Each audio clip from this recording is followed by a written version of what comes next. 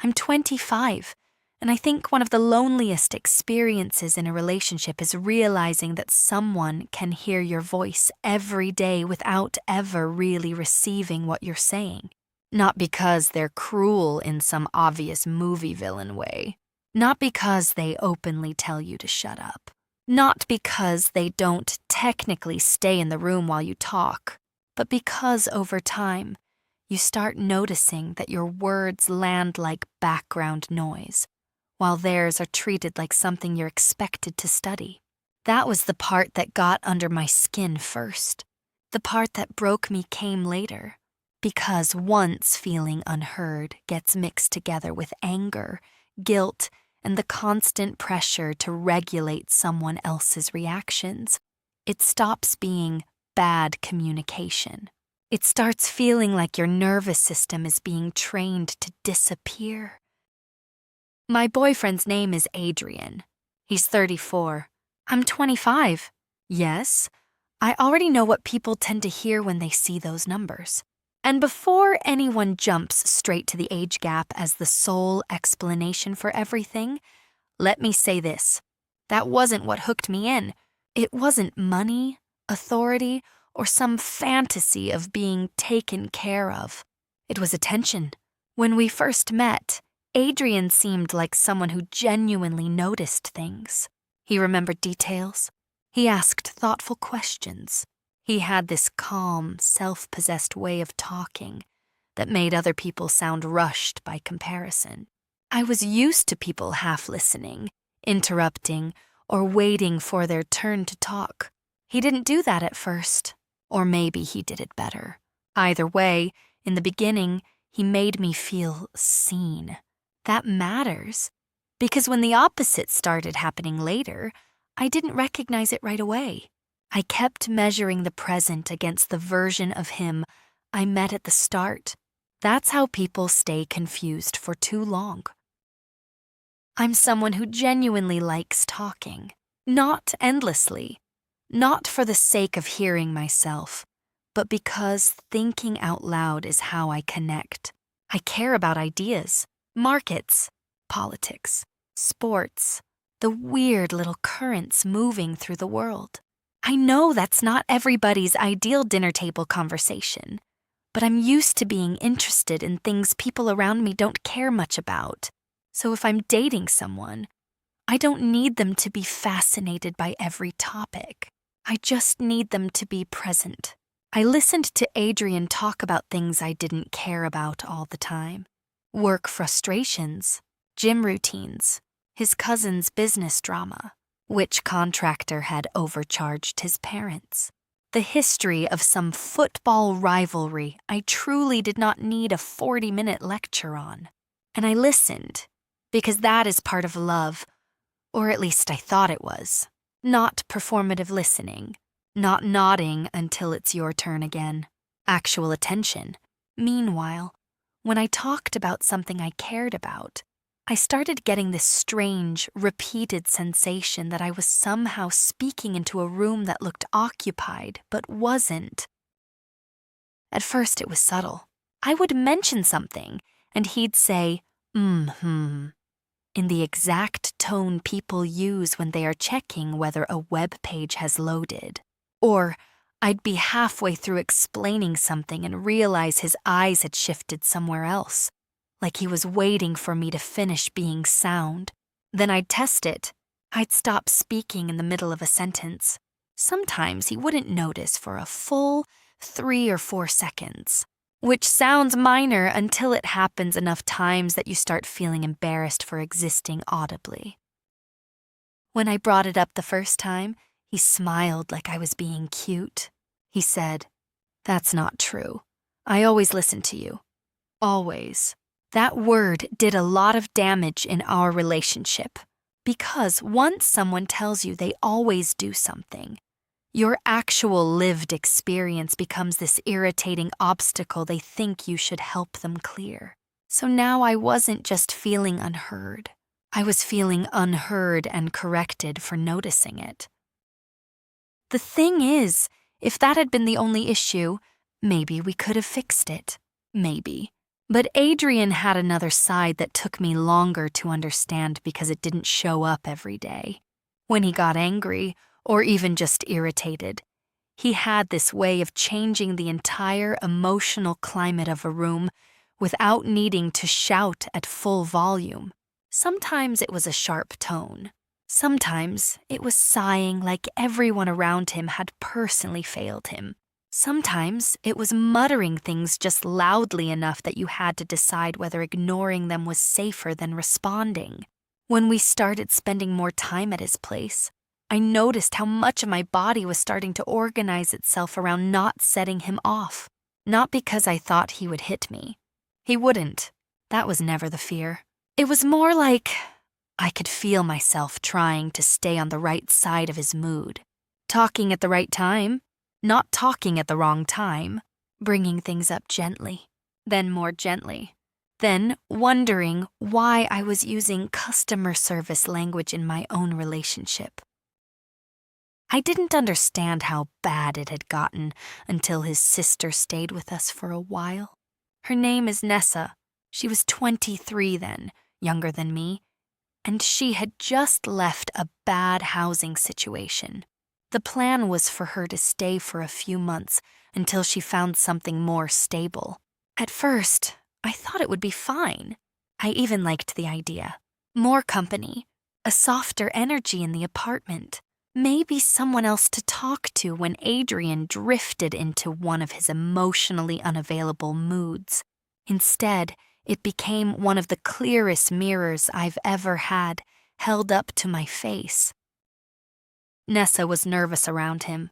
Not dramatically, not in some obvious crisis way, but in all the tiny ways you only notice if you are already living with your own body in a defensive crouch.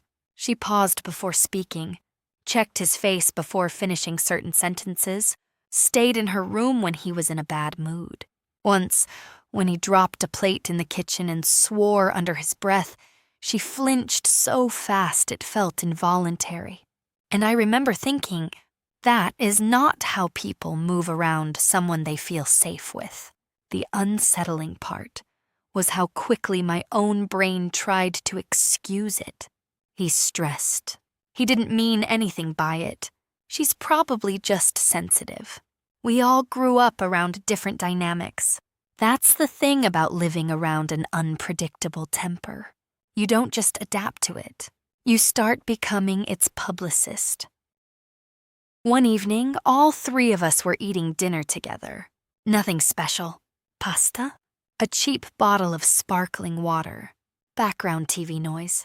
I was talking about something I had read that day, some policy story that I knew Adrian wasn't interested in, but thought was at least worth a normal human amount of attention. Halfway through, he looked down at his phone. Not a quick glance. Not checking the time. Actually reading something while I was still talking. I stopped. Nessa looked from me to him and back again. And then Adrian, without even looking up, said, "Go on." Go on? I don't know why that made me angrier than being ignored silently. Maybe because it turned my humiliation into something he thought he could manage with permission. I said, "No, it's fine. Clearly this isn't a good time." He looked up then, annoyed immediately. Not guilty, annoyed. He said, "Why do you always make things bigger than they are?" And the truly insane part is that in that moment, I almost apologized. Because that was the rhythm by then. I feel hurt.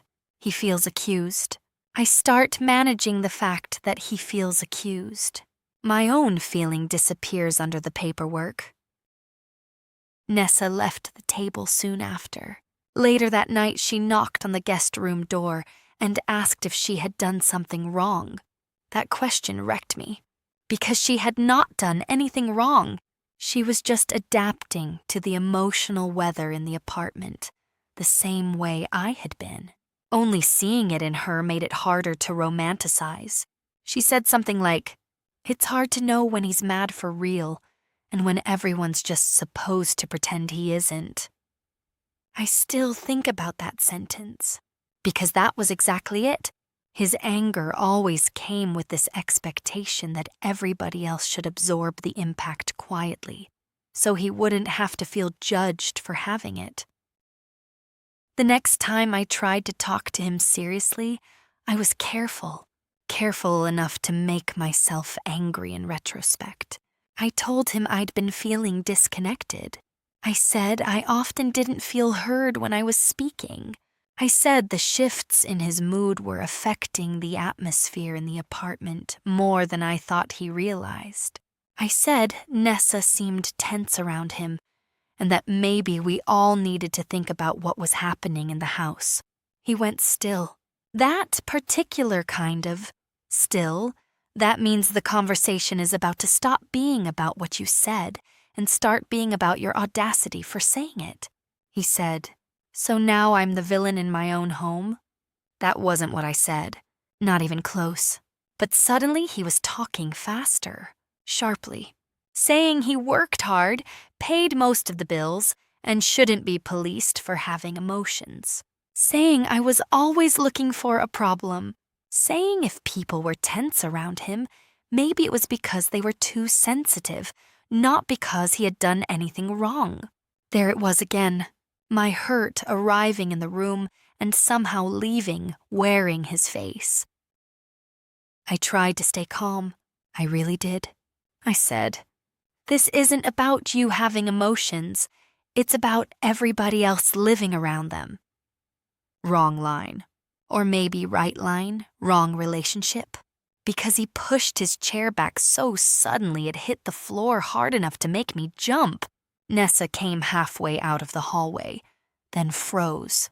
He started pacing the kitchen, talking louder now, saying he was tired of being painted as abusive every time he got frustrated. No one had used that word.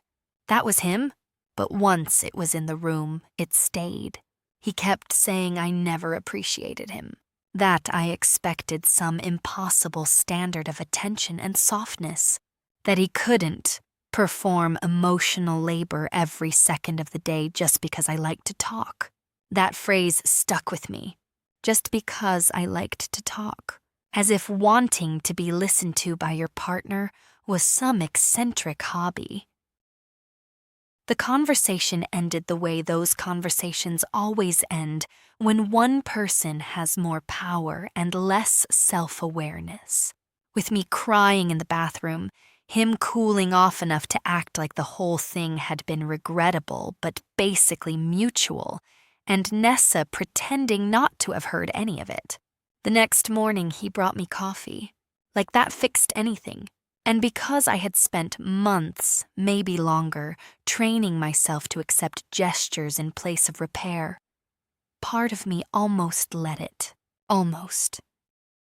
The real breaking point came a week later. I was talking to Nessa in the kitchen while Adrian was in the living room. Nothing dramatic. Just a normal conversation. And I remember feeling relaxed in a way that had become rare. At one point, Nessa said, "I like when it's just us talking. It feels easier." She looked horrified the second it came out. Not because it wasn't true, because she knew it was. Adrian heard. He walked in and asked her what that was supposed to mean. The room changed instantly. Nessa started backpedaling, saying she didn't mean anything bad, saying she was just tired. And I watched this 23-year-old woman shrink in front of us in real time, all because his ego had entered the conversation and immediately started demanding tribute. Something in me snapped then, not explosively, cleanly. I said, "She means the apartment feels easier when nobody has to monitor your mood. Silence? Real silence. The kind that feels like stepping off a cliff and waiting to see if you actually hit the ground." He stared at me like I had betrayed him in public, even though public was just his sister and a frying pan that still needed washing. Then he said, "If you hate me this much, maybe you should leave." And maybe he expected me to cry, or backtrack, or rush to explain I didn't hate him. I was just overwhelmed, And of course, I wanted to work on it. Instead, I heard myself say, "I think I should." I wasn't planning to say that. It just came out, and the horrifying part was how correct it felt the second I did. Update 1. I stayed with a friend that night. I wish I could say the distance made everything immediately clear, but mostly, it made me realize how exhausted I was. I slept 10 hours straight, didn't wake up once, didn't have a stress headache the next day, didn't feel that strange internal scanning I'd gotten so used to that I barely recognized it as fear anymore. Adrian texted me a lot. At first angry, then hurt, then reasonable, then guilty, then angry again. He said I had blindsided him. He said I was exaggerating normal relationship tension. He said I let Nessa get in my head. Then later, he said maybe he had been under too much pressure and hadn't realized how intense he'd become, which, to be honest, may have been true. It just wasn't enough anymore. Update 2. Nessa moved out too. She didn't say much about it directly, but before she left, she told me something I haven't been able to stop thinking about. Living there made me understand you faster. That line almost made me cry. Not because it was poetic, because it meant what I already knew. You shouldn't need witnesses to trust your own nervous system. But sometimes, when you've been slowly trained to doubt your reactions, a witness feels like oxygen. Update 3. We're done. And I think the sentence I keep coming back to is this: being unheard is painful. Being unheard, while also having to survive someone else's moods, will make you disappear. That was my real problem. Not one interrupted conversation. Not one bad argument. Not one stressful week. A whole dynamic where I was expected to listen deeply, speak carefully, feel responsibly, and recover quickly, while he got to call himself honest for whatever emotional debris he left in a room. I miss parts of him. That's the annoying truth. The softer parts, the early parts, the version of him who made me feel chosen instead of managed. But I don't miss the apartment. I don't miss the headaches. I don't miss the way my body learned to go quiet before he ever asked it to. And for the first time in a long time, when I talk, I don't feel like I'm slowly apologizing for taking up sound.